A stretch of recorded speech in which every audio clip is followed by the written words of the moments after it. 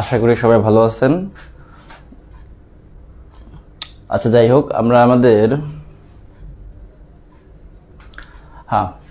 আমরা গত ক্লাসে মৌলসমূহের পর্যায়বৃত্ত ধর্ম ও রাসায়নিক বন্ধন এই চ্যাপ্টার নিয়ে ডিসকাস করছিলাম। বিশেষ করে এই চ্যাপ্টার থেকে প্রিভিয়াস ইয়ারে ঢাবি এবং মেডিকেলে যে এমসিকিউগুলো আসছে সেগুলোর আমরা আনসার দেখার চেষ্টা করছি। তো আজকে আমরা একবার এই চ্যাপ্টারের শুরু থেকে টপিক ওয়াইজ আলোচনা শুরু করব। আজকের ক্লাসে আমরা ইনশাআল্লাহ চেষ্টা করব পর্যায় সারণীর বিভিন্ন ব্লক, অবস্থান্তর মৌল এবং পর্যায়বৃত্ত ধর্ম যেগুলো আছে সেগুলো নিয়ে ব্রিফলি আলোচনা করতে, অর্থাৎ অ্যাডমিশনের কোশ্চেন যেন আপনি আনসার করতে পারেন, অ্যাডমিশনে যেই টাইপের কোশ্চেন সচরাচর আসে সেগুলো যেন আপনি আনসার করতে পারেন, অতটুকু আমরা ইনশাআল্লাহ ক্লাসে কভার করে দেওয়ার চেষ্টা করব। তো আমি আগেই বোর্ডে কিছু ইনফরমেশন লিখে রাখছি। যাই হোক, আর এই চ্যাপ্টারটা আপনার পর্যায় সারণী এবং রাসায়নিক বন্ধন এই দুইটা অংশে বিভক্ত। তো আজকের ক্লাসে আমরা মূলত পর্যায় সারণী এবং পর্যায় সারণী রিলেটেড যে টপিকগুলো আছে সেগুলো নিয়ে ইনশাআল্লাহ আলোচনা করব। আচ্ছা, তো আমরা একটু শুরু করি। আমরা এই পাশে যে ইনফরমেশনগুলো লিখে রাখছি এখানে আমরা 3 থেকে 5 মিনিট সময় ব্যয় করব। আর এই ইনফরমেশনগুলো আপনাকে অ্যাকচুয়ালি বোঝার কিছুই নাই, আপনাকে এখানে টিটিএম অ্যাপ্লাই করতে হবে, অর্থাৎ ঠাটা মুখস্থ। এই ইনফরমেশনগুলো আপনাকে একবারে মুখস্থ করতে হবে, কারণ এখান থেকে ডিরেক্টলি আপনার এমসিকিউ আসবে। তো আমরা একটু বোঝার চেষ্টা করি এখানে কি লেখা আছে। এই যে 118টি, আমরা জানি এখন পর্যন্ত আবিষ্কৃত মৌলের সংখ্যা হচ্ছে কতটি? 118টি। এখন পর্যন্ত আবিষ্কৃত মৌলের সংখ্যা হচ্ছে 118টি, এবং এই 118টি মৌলের মধ্যে স্বীকৃতিপ্রাপ্ত আইউপেক, আমরা জানি international union of pure and applied chemistry, এই সংস্থা কর্তৃক আইউপেক কর্তৃক স্বীকৃত মৌলের সংখ্যা হচ্ছে 116টি। তাহলে যদি কোশ্চেনে জিজ্ঞেস করে আবিষ্কৃত মৌল কতটি? 118টি। আর যদি জিজ্ঞেস করে স্বীকৃতিপ্রাপ্ত মৌল কতটি? 116টি। এখন এই 116টি মৌলের মধ্যে 98টা হচ্ছে প্রাকৃতিক মৌল, অর্থাৎ যেগুলো প্রকৃতিতে অ্যাভেলেবেল, যেগুলো শুরু থেকেই প্রকৃতিতে ছিল, যেমন হাইড্রোজেন, হিলিয়াম, সোডিয়াম, ক্লোরিন, অর্থাৎ যেই মৌলগুলো শুরু থেকেই প্রকৃতিতে ছিল, আমরা প্রকৃতিতে পাই, যেগুলোকে কৃত্রিমভাবে তৈরি করা হয় নাই, যেগুলো শুরু থেকেই প্রকৃতিতে ছিল, সেগুলো হচ্ছে প্রাকৃতিক মৌল।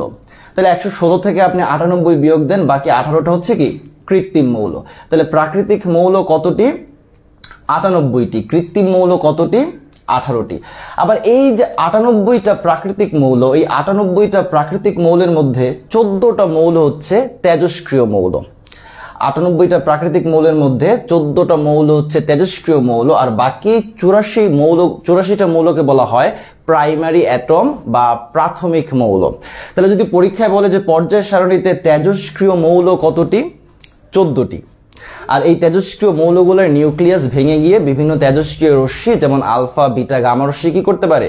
নিঃসরণ করতে পারে। আমরা যখন রাদারফোর্ডের আলফা কণা বিচ্ছুরণ পরীক্ষা পড়ছিলাম, আমরা দেখছিলাম সেখানে তেজস্ক্রিয় রেডিয়াম ব্যবহার করা হয়েছিল আলফা কণার উৎস হিসাবে। ওই যে তেজস্ক্রিয় রেডিয়াম, সেটাও কি একটা তেজস্ক্রিয় মৌল। আর এই পর্যায় সারণীর এই 14টা মৌল হচ্ছে তেজস্ক্রিয় মৌল। তাহলে যদি কোশ্চেন বলে যে আবিষ্কৃত মৌল কতটি? 118টি। স্বীকৃতিপ্রাপ্ত মৌল কতটি? 116টি। প্রাকৃতিক মৌল কতটি? 98টি। কৃত্রিম মৌল কতটি? 18টি। প্রাথমিক বা প্রাইমারি অ্যাটম কতটি? 84টি। রেডিও অ্যাক্টিভ বা তেজস্ক্রিয় মৌল কতটি? 14টি। আচ্ছা, আমরা একটু ওপরের পার্টটা একটু খেয়াল করার চেষ্টা করি। এই যে 118টা মৌল, এই 118টা মৌলের মধ্যে আমরা 3 ধরনের মৌল দেখব। কিছু আছে ধাতু, কিছু অধাতু, আর কিছু আছে উপধাতু বা অপধাতু। আর পর্যায় সারণীতে আমরা ধাতুগুলোকে চিনব কিভাবে? যেগুলোর ইংরেজি বা ল্যাটিন নামের শেষে আম আছে, যেমন সোডিয়াম, পটাশিয়াম, তারপর হচ্ছে ক্যালসিয়াম। আবার যেমন যেগুলোর মধ্যে ইংরেজি নামের শেষে আমরা আম পাবো না, কিন্তু ল্যাটিন নামের শেষে পাবো আমরা জিঙ্ক। ইংরেজিতে নামের শেষে আপনার আম না থাকলেও কি তার ল্যাটিন নামের শেষে কি আছে? আম আছে। তাহলে যেগুলোর ইংরেজি বা ল্যাটিন নামের শেষে আম উচ্চারণে আম থাকে সেগুলো হচ্ছে ধাতু। তো 118টা মৌলের মধ্যে 94টা মৌল হচ্ছে মেটাল বা ধাতু, 17টা হচ্ছে অধাতু, আর 7টা হচ্ছে অপধাতু। তাহলে আমাদের পর্যায় সারণীতে ধাতু কতটি? 94টি। অধাতু কতটি? 17টি। অপধাতু বা উপধাতু কতটি? 7টি। আচ্ছা, অপধাতু বা উপধাতু কি? যাদের মধ্যে ধাতু এবং অধাতু উভয়ের বৈশিষ্ট্য বিদ্যমান তাদেরকে আমরা উপধাতু বা অপধাতু বলি। আর এই যে 17টি অধাতু আছে, এই 17টি অধাতুর মধ্যে একটা অধাতু হচ্ছে তরল, আর সে অধাতুটা কি? ব্রোমিন। ব্রোমিন এটা হচ্ছে একমাত্র অধাতু যাকে তরল অবস্থায় পাওয়া যায়। আর এই 17টা অধাতুর মধ্যে তরল অধাতু কয়টা? একটা, এবং সে অধাতুটাকে ব্রোমিন।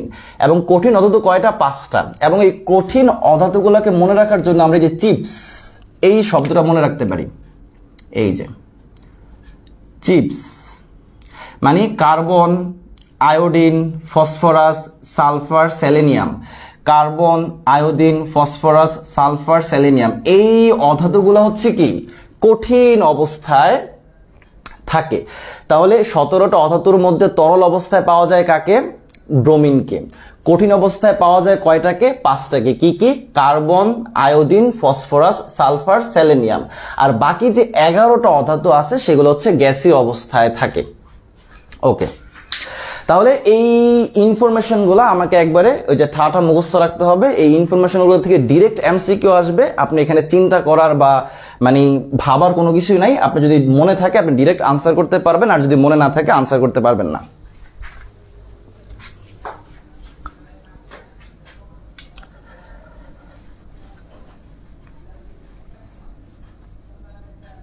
আচ্ছা, এখন আসেন এই যে 118টা মৌল, এই যে 118টা মৌল 118টা মৌল যা আবিষ্কার করা হইল, এখন এই 118টা মৌলকে সুসজ্জিতভাবে রাখার জন্য একটা ব্যবস্থা অবশ্যই করা লাগবে। আমরা তো আর এই মৌলগুলোকে যেখানে সেখানে ছেড়ে দিতে পারি না, এদের অবশ্যই একটা আবাসনের ব্যবস্থা করতে হবে। তো সর্বপ্রথম রুশ বিজ্ঞানী মেন্ডেলিভ আপনার একটা কনসেপ্ট উপস্থাপন করে যে আমরা যদি এভাবে কিছু দাগ দেই এবং এভাবে কিছু দাগ দিই, তাহলে দেখেন খুব সুন্দর সুন্দর কিছু বক্স পাওয়া যাইতেছে, তাই না? ওকে, তো আমরা পর্যায় সারণীর মৌলগুলোকে আমরা মৌলগুলোকে যে 118 মৌলগুলোকে এই বক্সের মধ্যে কি করতে পারি? সাজাইতে পারি। এবং কিসের উপর ভিত্তি করে সাজাবো এ সম্পর্কে আপনার বিভিন্ন বিজ্ঞানী বিভিন্ন সময়ে যে কথাগুলো বলছে সেগুলোকে আমরা পর্যায় সূত্র বলি। আমরা বেসিক্যালি এসএসসিতে অর্থাৎ ক্লাস 9-10-এ এই সূত্রগুলো পড়ে আসছি। কেমিস্ট্রিতে আমাদের টোটাল 4টা সূত্র পড়া হয়েছিল। একটা হচ্ছে ত্রয়ী সূত্র বা ডোবেরাইনের ত্রয়ী সূত্র, তারপর হচ্ছে অষ্টক সূত্র, মেন্ডেলিফের পর্যায় সূত্র, মেন্ডেলিফের সংশোধিত পর্যায় সূত্র। তো ডোবেরাইনের ত্রয়ী সূত্র, অষ্টক সূত্র, মেন্ডেলিফের পর্যায় সূত্র এগুলাতে বলা হয়েছে পারমাণবিক ভরের কথা, যে আমাদের পর্যায় সারণীতে মৌলগুলোকে পারমাণবিক ভরের উপর ভিত্তি করে সাজাইতে হবে। তবে মেন্ডেলিফের সংশোধিত পর্যায় সূত্রে বিজ্ঞানী নেসলে বলছে যে না, পারমাণবিক ভর না, পারমাণবিক সংখ্যা দিয়ে সাজাইতে হবে। কিন্তু বর্তমানে আমরা জানি যে পর্যায় সারণীর মূল ভিত্তি হচ্ছে কি? ইলেকট্রন বিন্যাস। অর্থাৎ পর্যায় সারণীতে মৌলগুলোকে স্থান দেওয়া হয় তাদের ইলেকট্রন বিন্যাসের উপর ভিত্তি করে। তাহলে যদি জিজ্ঞেস করা হয় যে পর্যায় সারণীর মূল ভিত্তি কি, আনসার কি হবে? ইলেকট্রন বিন্যাস। অপশনে পারমাণবিক ভর, পারমাণবিক সংখ্যা, আণবিক ভর এই টাইপের অপশন থাকতে পারে। তাহলে আমরা মাথায় রাখবো যে পর্যায় সারণীর মূল ভিত্তি হচ্ছে ইলেকট্রন বিন্যাস। অর্থাৎ ইলেকট্রন বিন্যাসের উপর ভিত্তি করে পর্যায় সারণীতে মৌলগুলোকে স্থান দেওয়া হয়েছে, যার কারণে কিন্তু আমরা একটা মৌলের ইলেকট্রন বিন্যাস দেখে তার পর্যায় সারণীতে অবস্থান নির্ণয় করতে পারি। তাহলে এই যে পর্যায় সারণী সম্পর্কে সর্বপ্রথম ধারণা দিচ্ছেন বিজ্ঞানী মেন্ডেলিভ, রুশ বিজ্ঞানী মেন্ডেলিভ। এই জন্য যদি কখনো পরীক্ষায় বলে যে পর্যায় সারণীর জনককে, তাহলে আনসার হবে মেন্ডেলিভ বা রুশ বিজ্ঞানী মেন্ডেলিভ। এখন আমরা বেসিক্যালি যে পর্যায় সারণীটা পড়ি সেটা হচ্ছে আধুনিক পর্যায় সারণী। এখন আমাদের আধুনিক পর্যায় সারণীতে 7টা পর্যায় এবং 18টা গ্রুপ আছে। আমাদের আধুনিক পর্যায় সারণীতে পর্যায় আছে কয়টা? 7টা। আর গ্রুপ আছে কয়টা? 18টা। তাহলে আধুনিক পর্যায় সারণীতে 7টা পর্যায় এবং 18টা গ্রুপ আছে। এখন পর্যায় সারণী বিশাল একটা ছক, অনেক বড় একটা জায়গা। তা আমরা সচরাচর কি করি? সচরাচর একটা বড় এলাকাকে বা বড় জায়গাকে আমরা কি করি? লোকেট করার সুবিধার্থে বিভিন্ন ব্লকে ভাগ করি। আমরা যদি কখনো ঢাকায় যে বসুন্ধরা সিটি আছে বা যমুনা ফিউচার পার্কে আছে সেখানে যদি যাই, আমরা দেখব বিভিন্ন ফ্লোরের যে শপের অ্যাড্রেসগুলা ওগুলো এভাবে দেওয়া যে level 3 block D shop number এত। কারণ কি, আপনি যদি লেভেল 3-তে যান দেখবেন যে বিশাল একটা এরিয়া, তো জাস্ট শপ নাম্বার যদি বলে দেয় আর লেভেল নাম্বার বলে দেয় কত ফ্লোর, কোন ফ্লোরে এবং কত নাম্বার শপ, আপনার শপটাকে কিন্তু লোকেট করতে অনেক বেশি কষ্ট হয়ে যাবে। এই জন্য ব্লকটা উল্লেখ থাকে। আপনি যখন লেভেল 3-তে যাবেন দেখবেন যে আবার অনেকগুলো ব্লক আছে, যদি লেখা থাকে যে ব্লক ডি, আপনি সরাসরি ব্লক ডিতে যাবেন, ওখানে 20-30টা দোকান আছে, আপনি ইজিলি আপনার দোকানটাকে লোকেট করতে পারবেন। ঠিক তেমনি আমাদের পর্যায় সারণীর মৌলগুলাকে আরো ভালোভাবে সহজভাবে স্টাডি করার জন্য আমরা পর্যায় সারণীর মৌলগুলাকে তাদের ইলেকট্রন বিন্যাসের উপর ভিত্তি করে 4টা ব্লকে ভাগ করছি। তাহলে পর্যায় সারণীর মৌলগুলাকে তাদের ইলেকট্রন বিন্যাসের উপর ভিত্তি করে কয়টি ব্লকে ভাগ করা যায়? 4টি ব্লকে ভাগ করা যায়। ব্লকগুলা কি? S block, P block, D block, F block. তাহলে পর্যায় সারণীর মৌলগুলাকে তাদের ইলেকট্রন বিন্যাসের উপর ভিত্তি করে আমরা কয়টা ব্লকে ভাগ করতে পারি? 4টা ব্লকে ভাগ করতে পারি। S block, P block, D block, F block. এখন আমরা একটু দেখার চেষ্টা করব যে আমরা কিভাবে বুঝবো যে পর্যায় সারণীর কোন মৌলটা কোন ব্লকে আছে, বা অ্যাকচুয়ালি এস ব্লক মৌল বলতে আমরা কি বুঝি। তো আমি এক্সাম্পল হিসাবে এখানে কয়েকটা ইলেকট্রন বিন্যাস একটু লিখি।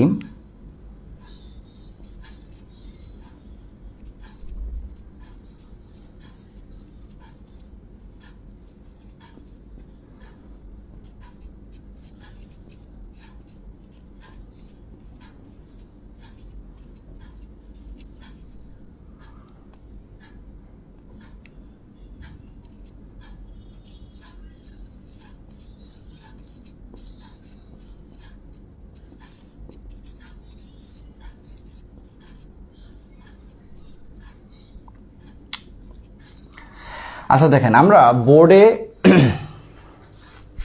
3টা ইলেকট্রন বিন্যাস লিখলাম। আচ্ছা, আমি যদি আপনাকে বলি যে প্রথম ইলেকট্রন বিন্যাসটা অর্থাৎ সোডিয়ামের, আমি যদি আপনাকে জিজ্ঞেস করি যে সোডিয়ামের 11তম ইলেকট্রনটা, সোডিয়ামের 11তম ইলেকট্রনটা অর্থাৎ সোডিয়ামের সর্বশেষ ইলেকট্রনটা কোন অরবিটালে প্রবেশ করছে? কোথায় প্রবেশ করছে? 3s এ, অর্থাৎ এস অরবিটালে প্রবেশ করছে। আমি যদি বলি ফ্লোরিনের 9ম অর্থাৎ সর্বশেষ ইলেকট্রনটা কোথায় প্রবেশ করছে? 2p তে প্রবেশ করছে, অর্থাৎ পি অরবিটালে। আমি যদি বলি আয়রনের সর্বশেষ ইলেকট্রনটা কোথায় প্রবেশ করছে? 3d তে প্রবেশ করছে। আমরা জানি যে 3p কে পূর্ণ করার পরে ইলেকট্রনগুলো 4s এ যায়, 4s থেকে পূর্ণ করে দেন কি আসে? ইলেকট্রনগুলো 3d তে আসে। তাহলে আয়রনের সর্বশেষ ইলেকট্রনগুলো কোথায় প্রবেশ করছে? 3d তে প্রবেশ করছে। তার মানে কি? ডি তে প্রবেশ করছে। এখন কোন একটা মৌলের ইলেকট্রন বিন্যাস করলে তার সর্বশেষ ইলেকট্রনটা যদি এস অরবিটালে প্রবেশ করে তাহলে তাকে আমরা বলবো এস ব্লক মৌল। যদি পিতে প্রবেশ করে তাহলে পি ব্লক মৌল, ডিতে প্রবেশ করলে ডি ব্লক মৌল, এফ এ প্রবেশ করলে এফ ব্লক মৌল। তাহলে আমরা যদি এস ব্লক মৌলগুলার সংজ্ঞাটা বলতে চাই তাহলে আমরা এভাবে বলতে পারি যে সকল মৌলের ইলেকট্রন বিন্যাস করলে, যে সকল মৌলের ইলেকট্রন বিন্যাস করলে সর্বশেষ ইলেকট্রনটি এস অরবিটালে প্রবেশ করে তাদেরকে এস ব্লক মৌল বলে। জাস্ট এস এর জায়গায় যদি পি দেই সেটা হয়ে যাবে পি ব্লক মৌলের সংজ্ঞা, ডি দিলে ডি ব্লক মৌলের সংজ্ঞা, আর এফ দিলে কি? এফ ব্লক মৌলের সংজ্ঞা। এখন যদি কখনো আমাদেরকে এমসিকিউতে বলে যে নিচের কোনটি পি ব্লক মৌল, বা নিচের কোনটি ডি ব্লক মৌল, বা নিচের কোনটি পি ব্লক মৌল নয়, তো এই টাইপের কোশ্চেন যদি আসে আমরা সিম্পলি কি করব? অপশনে যে 4টা মৌল থাকবে সেই 4টা মৌলের ইলেকট্রন বিন্যাসটা একটু মনে মনে করার চেষ্টা করব। তো আমরা চেষ্টা করবো যে ইলেকট্রন বিন্যাসগুলো এত ভালোভাবে প্র্যাকটিস করতে যেন কোথাও লেখা না দরকার হয়। যেন আমরা যদি সোডিয়ামের ইলেকট্রন চিন্তা করি যেন কোথাও লেখার প্রয়োজন না হয়, কারণ লিখতে গেলে সময়টা কিন্তু আমাদের বেশি লাগবে। তো 1s2, 2s2, 2p6, 3s1, তো আমরা বুঝতে পারবো যে সোডিয়ামের সর্বশেষ ইলেকট্রনে কি প্রবেশ করছে? 3s এ প্রবেশ করছে। তো অপশনে যে 4টা মৌল থাকবে সেই 4টা মৌলের ইলেকট্রন বিন্যাসটা যদি আমরা একটু মনে মনে করার চেষ্টা করি তাহলে আমরা বুঝতে পারবো যে কোনটা পি ব্লক, কোনটা ডি ব্লক, কোনটা এস ব্লক, কোনটা এফ ব্লক। এখন আমরা একটু পর্যায় সারণীতে 4টা ব্লক একটু বোঝার চেষ্টা করি।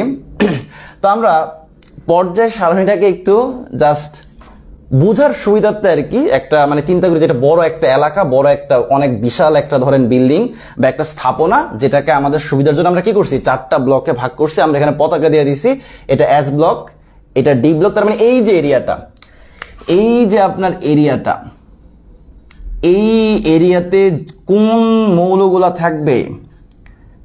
এস ব্লকের মৌলগুলা থাকবে, অর্থাৎ সেই মৌলগুলা থাকবে যাদের সর্বশেষ ইলেকট্রনটা অবশ্যই কোথায় প্রবেশ করছে? এস অরবিটালে প্রবেশ করছে। তা আপনারাও এই ডায়াগ্রামটা আপনাদের খাতার মধ্যে এভাবে লিখে রাখতে পারেন। এতে কি হবে, এই চিত্রের মধ্যে আমরা অনেকগুলা ইনফরমেশন একসাথে রিভিশন দিতে পারবো।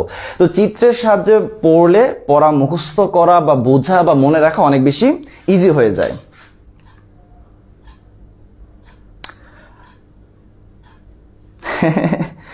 আচ্ছা এইটা কে? আচ্ছা যাই হোক, আসেন আমরা ক্লাস কন্টিনিউ করি, কারণ আজকে অনেকগুলো টপিক কভার করতে পারে। এই চ্যাপ্টারের একটা মানে কথা হচ্ছে, এটা একটা থিওরিটিক্যাল চ্যাপ্টার, লজিক্যাল চ্যাপ্টার। এটা এই চ্যাপ্টারে নর্মালি ম্যাথ টেথ নাই, মানে প্রথম দিকের যে টপিকগুলো পুরাই লজিক দিয়ে আপনাকে যুক্তি তর্ক দিয়ে কি করতে হবে? ব্যাখ্যা করতে হবে। ওকে, একটু ঠান্ডা মাথায় দেখেন, আমাদের পর্যায় সারণীতে 18টা গ্রুপ আছে। আমরা একটু গ্রুপগুলো দেখি। তো আমাদের পর্যায় সারণীতে যে 18টা গ্রুপ আছে, তার মধ্যে গ্রুপ 1 এবং গ্রুপ 2, পর্যায় সারণীতে যে 18টা গ্রুপ আছে তার মধ্যে গ্রুপ 1 এবং গ্রুপ 2 এটা কোন ব্লকের অন্তর্ভুক্ত? এস ব্লকের অন্তর্ভুক্ত। তার আগে একটু খেয়াল করেন, প্রত্যেকটা ব্লকের মৌলের সংখ্যা কিন্তু আমি লেখা দিছি, এবং এই মৌলের সংখ্যাগুলোও কিন্তু এমসিকিউর জন্য খুবই গুরুত্বপূর্ণ। তাহলে দেখেন এস ব্লকের মৌল কতটি? 14টি, 14। ডি ব্লকের কতটি? 41। তাহলে এস ব্লকের 14, ডি ব্লকের 41। আমরা মনে রাখবো এস ব্লকের 14, ডি ব্লকের 41। এস ব্লকের 14টি, ডি ব্লকের 41টি, পি ব্লকের কতটি? 36টি, এফ ব্লকের কতটি? 27টি। তাহলে পর্যায় সারণীতে কোন ব্লকের মৌল সংখ্যা কতটি, এটা আমরা একেবারে মুখস্থ রাখবো, কারণ এখান থেকে ডিরেক্ট কোশ্চেন হবে। আর 18টা গ্রুপের মধ্যে গ্রুপ 1 এবং গ্রুপ 2 এর যে মৌলগুলো আছে সেগুলো কোন ব্লকের অন্তর্ভুক্ত? এস ব্লকের অন্তর্ভুক্ত। গ্রুপ 3 থেকে গ্রুপ 12 পর্যন্ত, গ্রুপ 3 থেকে গ্রুপ 12 পর্যন্ত যে মৌলগুলো আছে সেগুলো হচ্ছে ডি ব্লকের অন্তর্ভুক্ত, এবং গ্রুপ 13 থেকে গ্রুপ 18 পর্যন্ত যে মৌলগুলো আছে সেগুলো হচ্ছে কি? পি ব্লকের অন্তর্ভুক্ত। এখন আপনাদের একটু কষ্ট করতে হবে, আপনাদের বই থেকে এই এস পি ডি এফ এই ব্লকের মৌলগুলার দেখবেন যে সাধারণ ধর্ম অর্থাৎ ভৌত ধর্ম এবং রাসায়নিক ধর্ম পয়েন্ট করে করে ব্যাখ্যা করা হয়েছে। আপনারা কয়েকবার ওই বৈশিষ্ট্যগুলো একটু ভালো করে রিডিং পড়বেন, কারণ ওই বৈশিষ্ট্যগুলো থেকে আপনার কি যে কোনো একটা লাইন থেকে এমসিকিউ দেওয়ার পসিবিলিটি আছে। তো আমরা বেসিকটা ক্লিয়ার করে দেওয়ার চেষ্টা করি, যাতে আপনাদের বৈশিষ্ট্যগুলো পড়লে সহজে মনে থাকে। দেখেন এস ব্লকের অন্তর্ভুক্ত গ্রুপ কোনটা? গ্রুপ 1 এবং গ্রুপ 2। তো আমরা অনেক আগের থেকে শিখে আসছি যে গ্রুপ 1 এর যে ধাতুগুলা সেগুলোকে বলা হয় ক্ষার ধাতু। গ্রুপ 1 এর যে ধাতুগুলো সেগুলোকে বলা হয় ক্ষার ধাতু, আর গ্রুপ 2 এর যে ধাতুগুলা সেগুলোকে বলা হয় মৃৎ ক্ষার ধাতু। এখন গ্রুপ 1 এর ধাতুগুলাকে ক্ষার ধাতু কেন বলা হয়? কারণ গ্রুপ 1 এ যে ধাতুগুলো আছে, আচ্ছা আমরা এখানে গ্রুপগুলো একটু বিশেষ করে এই 18টা গ্রুপের মধ্যে সবগুলো গ্রুপ আপনার মুখস্থ করতে হবে না, তবে স্পেশাল কিছু গ্রুপ আছে যেগুলোর মৌলগুলা বা যেগুলোর সিরিয়ালটা মনে রাখলে আপনার জন্য সুবিধা হবে। তো আমরা একটু শুরুতেই গ্রুপ 1 এর মৌলগুলা একটু দেখার চেষ্টা করি। আর গ্রুপ 1 এর মৌলগুলাকে বা ক্ষার ধাতুগুলোকে মনে রাখার একটা ওয়ে আছে, সেটা আমরা জানি।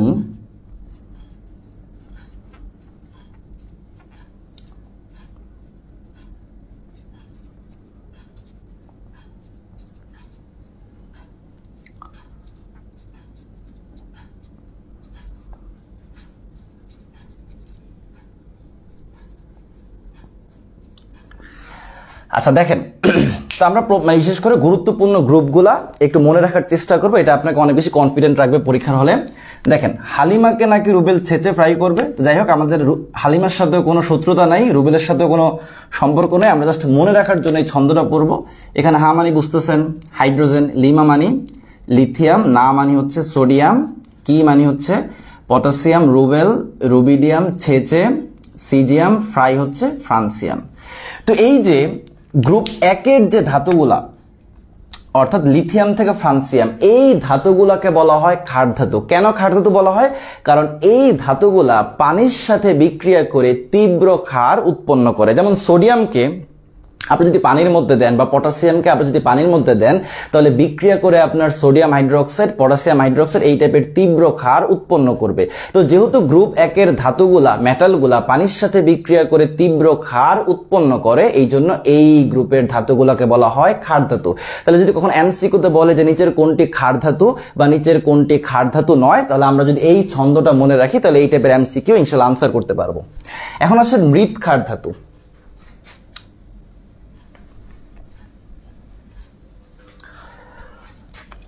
আচ্ছা, গ্রুপ 2 এর ধাতুগুলোকে আমরা বলি মৃৎ ক্ষার ধাতু, এবং এটাকে মনে রাখার দুইটা ছন্দ আছে, যেটা ডিসেন্ট ছন্দ সেটাই আমরা বলি।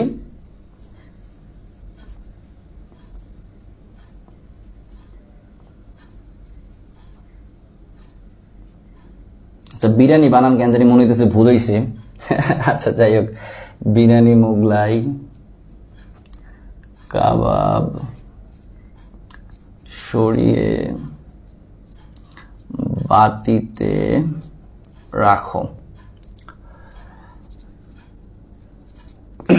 দেখেন, বিরিয়ানি, মোগলাই, কাবাব সরিয়ে বাটিতে রাখো। এখানে বিরিয়ানি বলতে আমরা বুঝে দিচ্ছি কাকে? অ্যাকচুয়ালি বেরিলিয়ামকে। মোগলাই বলতে ম্যাগনেসিয়ামকে, কাবাব বলতে ক্যালসিয়ামকে, সরিয়ে বলতে স্ট্রনসিয়ামকে, বাটিতে বলতে বেরিয়ামকে, রাখো বলতে রেডিয়ামকে। এই রেডিয়াম কিন্তু তেজস্ক্রিয় মৌল, আমরা আগেও বলছিলাম। আচ্ছা দেখেন, তাহলে এই যে গ্রুপ 2 এর যে ধাতুগুলা, এগুলাকে মৃৎ ক্ষার ধাতু বলা হয়। আচ্ছা, ক্ষার ধাতু কেন বলা হয়? ক্ষার ধাতু বলার কারণ আমরা গ্রুপ 1 এর মতোই এই ধাতুগুলা এবং এই ধাতুর যে অক্সাইডগুলো আছে এগুলো যখন পানির সাথে বিক্রিয়া করে ক্ষার উৎপন্ন করে। যেমন ক্যালসিয়াম অক্সাইড, এটা যখন পানির সাথে বিক্রিয়া করে কি উৎপন্ন করে?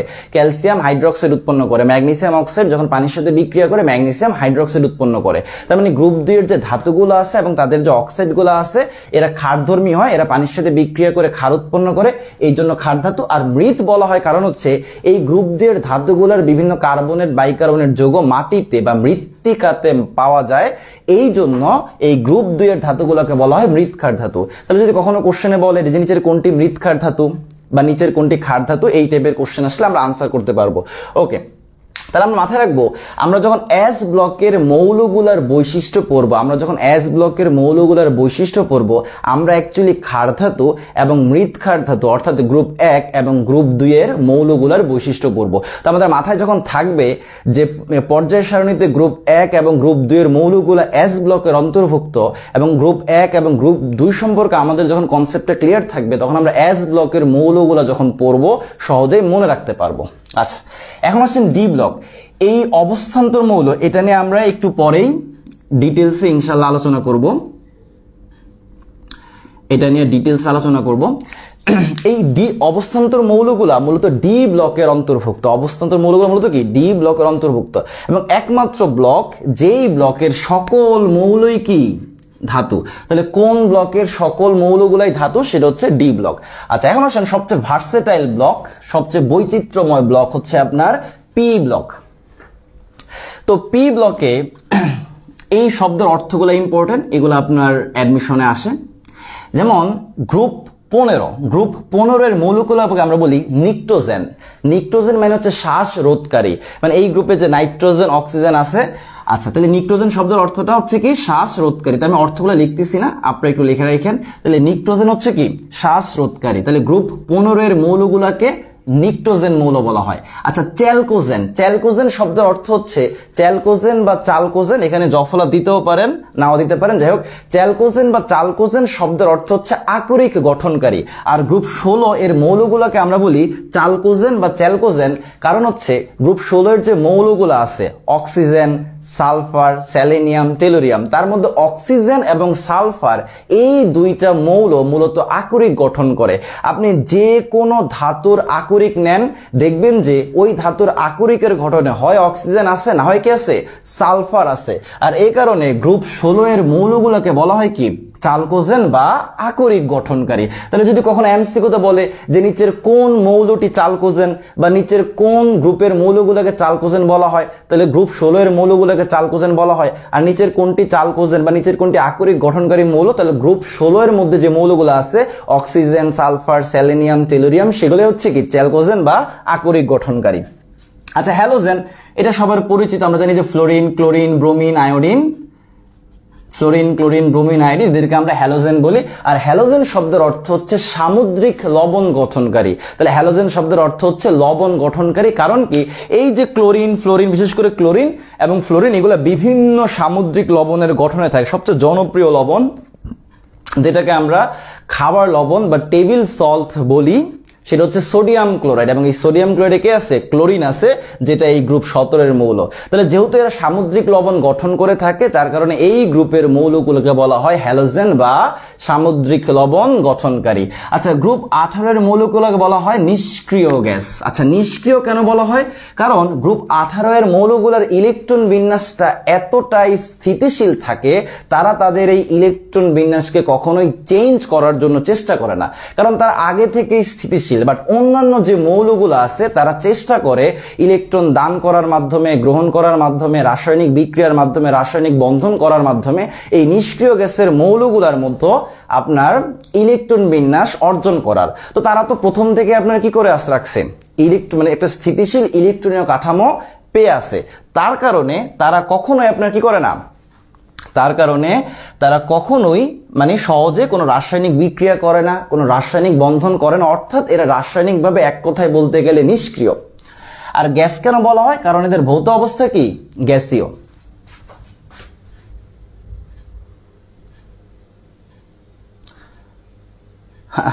আচ্ছা, দেখতেছি দুজন আবার কমেন্টের মধ্যে ঝগড়াঝাটিও করতেছেন। দেখেন, ঝগড়াঝাটি করেন না, আসেন আমরা পড়ালেখায় আসি।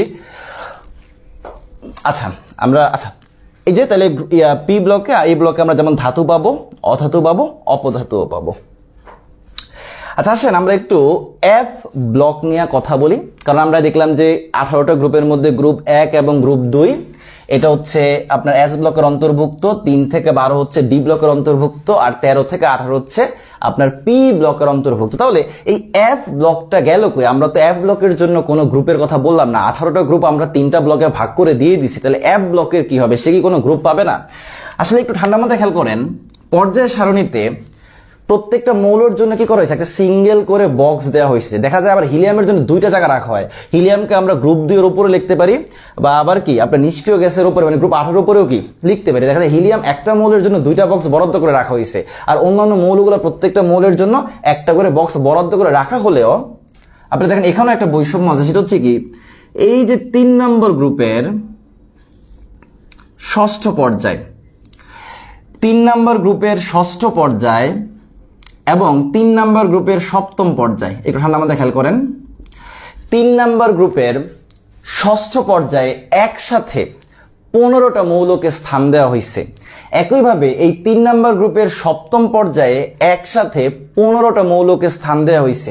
এবং এই 15টা মৌলের, এই 3 নম্বর গ্রুপের ষষ্ঠ পর্যায়ের এই 15টা মৌলের মধ্যে প্রথম মৌলের নাম হচ্ছে ল্যান্থেনাম, যার কারণে এই 15টা মৌলকে একত্রে বলা হয় ল্যান্থেনাইড সিরিজ মৌল। আর 3 নম্বর গ্রুপের সপ্তম পর্যায়ের এই 15টা মৌলের প্রথম মৌলের নাম হচ্ছে অ্যাক্টিনাম, যার কারণে এই 15টা মৌলকে বলা হয় অ্যাক্টিনাইড সিরিজ মৌল। তাহলে ল্যান্থেনাইড সিরিজ মৌল কতটি? 15টি। অ্যাক্টিনাইড সিরিজ মৌল কতটি? 15টি। এখন তাহলে মাথায় রাখবেন, এই ল্যান্থেনাইড সিরিজের 15টি মৌলের অবস্থান হচ্ছে ফিক্স, একটাই অবস্থান। এই 15টা মৌলের অবস্থান কি? একটাই, সেটা কি? গ্রুপ 3 পর্যায় 6। আবার অ্যাক্টিনাইড সিরিজের 15টা মৌলের অবস্থান হচ্ছে গ্রুপ 3 পর্যায় 7। আর এই ল্যান্থেনাইড সিরিজের প্রথম মৌল এবং অ্যাক্টিনাইড সিরিজের প্রথম 2টা মৌল বাদে, অর্থাৎ এই যে 15 15 30টা মৌল, তার মধ্যে ল্যান্থেনাইড সিরিজের প্রথম মৌল এবং অ্যাক্টিনাইড সিরিজের প্রথম 2টা মৌল, মোট এই 3টা মৌল ছাড়া, এই 3টা মৌল ছাড়া বাকি যে 27টা মৌল আছে, এই মৌলগুলোর ইলেকট্রন বিন্যাস যদি আপনি করেন, তাহলে তাদের সর্বশেষ ইলেকট্রনটা এফ অরবিটালে প্রবেশ করে। যার কারণে ল্যান্থেনাইড সিরিজ মৌল 15টি, অ্যাক্টিনাইড সিরিজ মৌল 15টি, অর্থাৎ ল্যান্থেনাইড ও অ্যাক্টিনাইড সিরিজ মৌল মোট 30টি হলেও এফ ব্লক মৌল কতটি? 27টি। কারণ এই 30টি মৌলের মধ্যে 27টি মৌলের ইলেকট্রন বিন্যাস করলে সর্বশেষ ইলেকট্রনটা কি করে?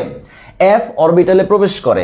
বাট এই 3টার কিন্তু ইলেকট্রন বিন্যাস সর্বশেষ ইলেকট্রনটা ডিতে প্রবেশ করে। তার মানে এই 3টা এখানে আছে, আর এই বাকি 27টা হচ্ছে কি? এফ ব্লক মৌল।